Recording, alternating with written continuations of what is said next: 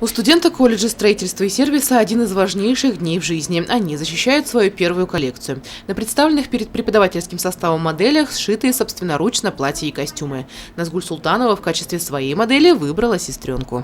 Мое платье представляет крыло бабочки. Я расписала эту ткань, шифон, красками Явана.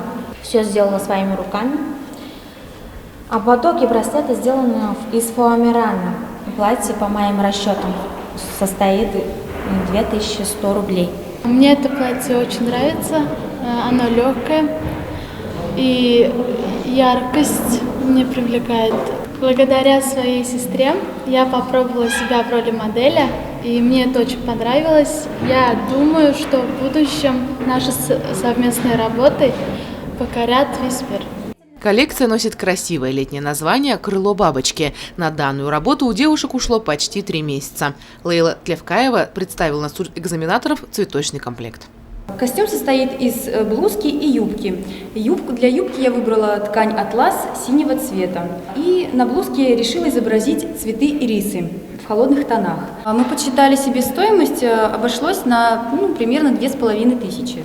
Вот это весь костюм полностью. Мастера изделий и ткани с художественной росписью. Профессия в колледже новая. Выпускницы данной специальности – это первые ласточки учебного заведения. Работа была сложной, конечно, творческой, но очень красивый, интересный результат мы получили. В дальнейшем, я думаю, что девушки, имея такую профессию, такие таланты, смогут выполнять эксклюзивные авторские изделия, авторские костюмы.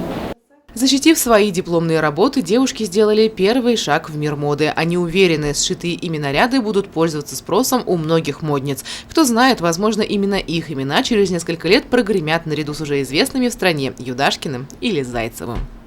Елена Афанасьева, Альфия Янчурина, Радмир Сингулов, Гульгинар Скильдин, телекомпания СТВ.